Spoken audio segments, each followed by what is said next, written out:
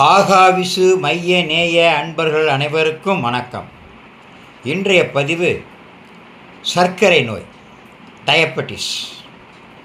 சர்க்கரை நோயை விரட்டணுமா என்பதை பற்றியும் அதற்கு ஒரு எளிய பரிகாரத்தையும் இந்த பதிவில் பார்க்கலாம்.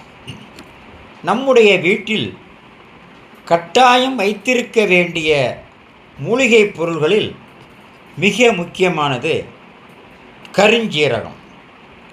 இதை கலோஞ்சின்னு சொல்லுவார்கள், கலோஞ்சி என்று அழைக்கப்படும்.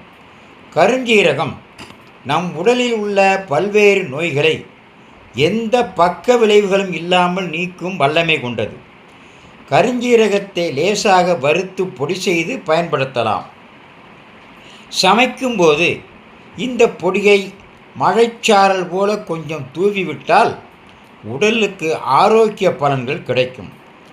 இதுவரை நீங்கள் பயன்படுத்தாவிட்டாலும் இனி நீங்கள் சமைக்கும் பொழுது தினமும் கருஞ்சீரக பொடியை சேர்த்து கொள்ளுங்கள். நம் உடம்பில் உள்ள கெட்ட கொலஸ்ட்ரால், அதாவது கொலஸ்ட்ராலில் நல்ல கொலஸ்ட்ரால், கெட்ட கொலஸ்ட்ரால் இருக்குது. அதில் நம் உடம்பில் உள்ள கெட்ட கொலஸ்ட்ராலை குறைக்க கருஞ்சீரகம் உதவியாக இருக்கிறது. இதில் அதிக அளவு ஆன்டி ஆக்சிடென்ட்டுகள் இருப்பதால் கொலஸ்ட்ரால் அளவை குறைப்பதில் நன்கு செயல்படுகிறது. கருஞ்சீரக பொடியை விட கருஞ்சீரக எண்ணெய் நல்ல பலனளிக்கும். நம்முடைய உணவில் தினமும் கருஞ்சீரக எண்ணெய் அல்லது பொடியை சேர்ப்பதை பழக்கப்படுத்தி கொள்ள வேண்டும்.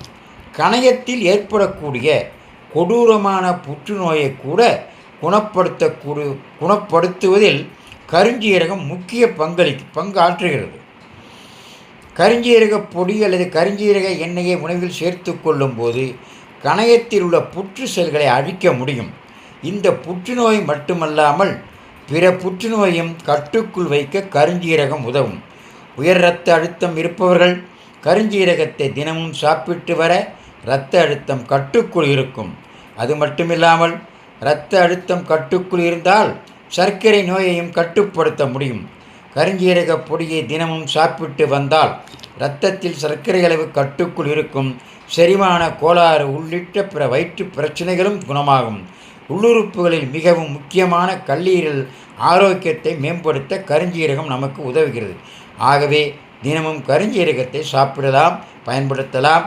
அதனால் நமக்கு சர்க்கரை நோய் குணமாகும், கெட்ட கொலஸ்ட்ரால் குறையும், உடல் நல்ல ஆரோக்கியத்தோடு இருக்கும்.